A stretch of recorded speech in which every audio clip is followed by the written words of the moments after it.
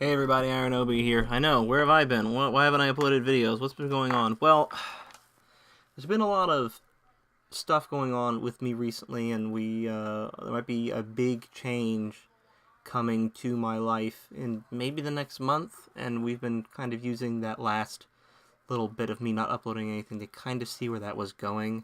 But now that it is kind of coming through, thankfully, I can kind of get back and talk about some stuff. But the real thing that really brought me back to making videos, because I was going to pick it up once we had gotten to where I was what I was trying to do.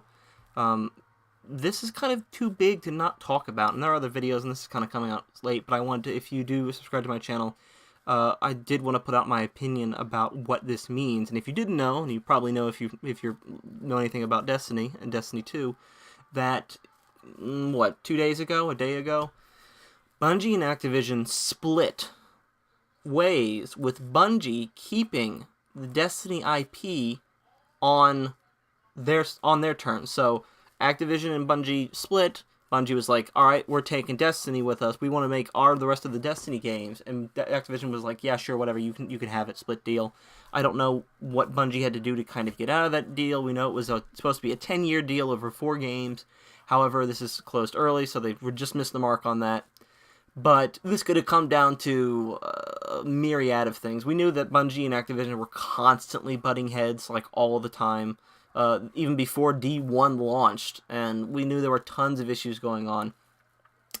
It could have been that, or it could be the more likely possibility in that Activision did put out an earnings report in where they were disappointed that Destiny 2 Forsaken had not made all the money, nearly as much money, or all the money that they wanted it to make, Activision that being.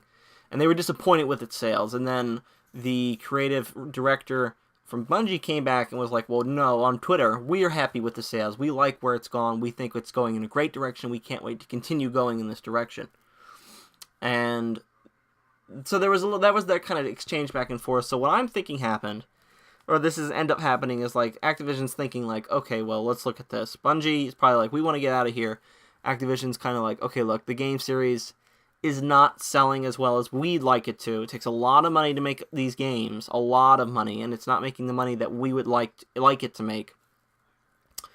Also, they may even go to the viewpoint that I think a lot of people is that the Destiny franchise, that brand, is too damaged now after two failed games to bring somebody, like if I have a friend of mine who just doesn't really want to play Destiny 2 at all, and he might probably won't come back for D3 because he's been burned twice already.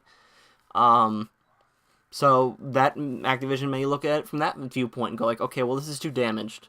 I think we can't. Why should we make a bunch of money into this franchise that's so damaged that it might not be able to make anywhere near the amount of money it used to make? And obviously this company wants to go independent, so we shouldn't stop that. We should end this deal prematurely before we start getting caught into another one and we invest more money in a product that may or may not succeed. So Bungie took that and was like, okay, we're leaving. And Activision probably has that. Sorry, my phone blowing up here. And Activision was like, yeah, sure, we don't really care too much about that. You go ahead. Bungie ran with it. Bungie kept Destiny, and Bungie's now I believe the largest independent developer in our industry. I think CG Projekt Red was, but then obviously Bungie coming in is usurping them in that role. But this is a big deal. This is the second time Bungie has kind of gone away from a large publisher, a large entity. And I was very skeptical about when it happened with Microsoft. They're like, oh yeah, well, they're going to go off and they're going to do great things. But then they partnered with Activision. And that already from the get-go from me when D1 was not even out yet, and I saw that, I was like, I don't understand that mindset. I understand you wanted to get away from, like, I guess a company, oppressing you. But Activision's not the company. I mean, maybe you don't have a lot of options. I mean, they could have gone to Ubisoft. I don't know. There's not a lot of options out there. But Activision's by no means the good guy in any situation. They milk their games. They burn those things to the ground until they squeeze it until there's nothing left to get from it, and then they toss it aside.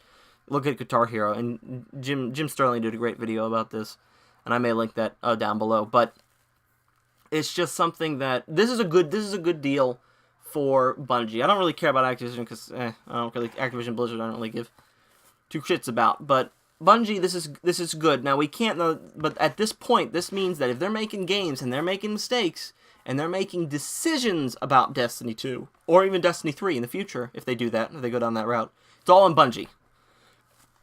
We can't scapegoat this to Activision anymore. If Bungie stays independent, if they do stay independent, then it's all on them. If they go to somebody else, I don't know. We'll have to talk about that if that happens. This kind of seems like a trend, but if they are truly independent, any fuck up at this point for Bungie is on Bungie. We can't scapegoat a lot of what has been going on to Activision anymore because there's no big bad guy there anymore. It's just Bungie. So Bungie has to be very on point with what it does in the upcoming of Destiny 2 and the rest, and maybe even Destiny 3. Now, I don't know. We know that Battle.net is not losing Destiny 2, so the people who are playing on PC aren't going to get messed up anywhere. But I don't know how early is this handoff, because we know that the handoff's in progress, but is that handoff for the entirety of D2? So starting, let's say the handoff is official in, I don't know, February.